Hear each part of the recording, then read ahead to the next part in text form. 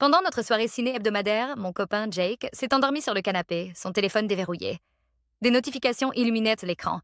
Des messages de quelqu'un enregistrés sous Projet boulot. Au début, j'ai ignoré, puis j'ai vu Tu me manques déjà.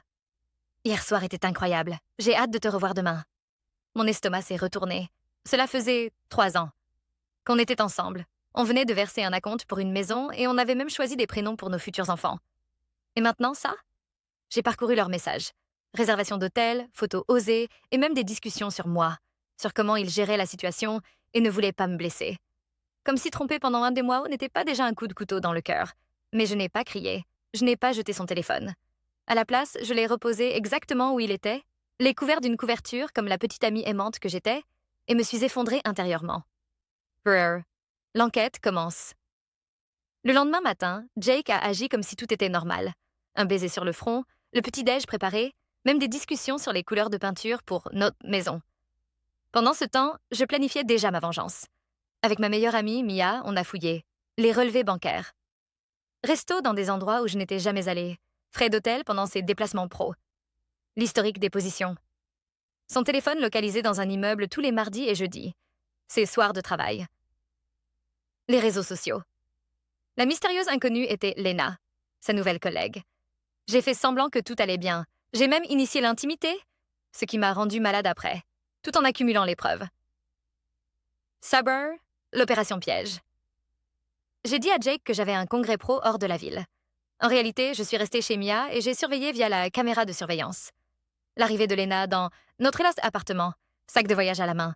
Ils se sont embrassés devant la porte, ont ri à l'idée d'avoir enfin l'appart pour eux et, grâce à un vieux téléphone caché sur le balcon, j'ai même capté leur moment privé.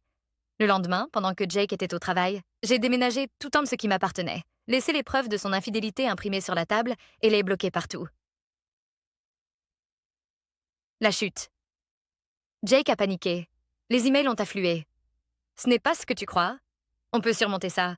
Mais je n'avais pas fini. J'ai envoyé les enregistrements à 1. Ses parents, qui avaient reparticipé à la compte de la maison. 2. Son patron. L'entreprise interdisait les relations entre collègues. Les conséquences ont été brutales. Ses parents l'ont coupé financièrement. Sa promotion a été annulée. Il l'avait obtenue grâce à Lena.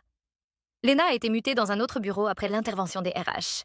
Jake est venu me voir des semaines plus tard dans mon café préféré. L'air détruit. Il a admis mériter ce qui lui arrivait. Je lui ai dit que je lui pardonnais. Pas pour lui, mais pour moi. Et je suis partie pour de bon. Derrière. Où en sont-ils maintenant? Moi. Installée dans un nouvel appart, en thérapie, et enfin libérée. Jake. Muté dans une autre ville après avoir été mal à l'aise au travail. Lena. S'est excusée, avouant que Jake lui avait aussi menti. La maison. Vendue à un autre couple. Quand je passe devant, je ne ressens plus rien. La leçon? Les trompeurs ne volent pas juste votre confiance. Ils volent votre temps et votre avenir. Mais parfois, la meilleure vengeance n'est pas la colère, c'est de les laisser affronter les conséquences de leurs actes. Précision.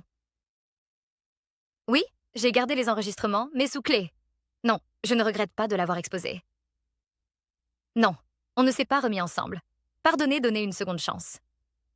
Et au troll qui m'a envoyé un MP me traitant de produit périmé, va te faire voir. Parfois, partir en silence ne suffit pas. Certaines personnes ne comprennent que lorsque la vérité brûle plus fort que leurs mensonges.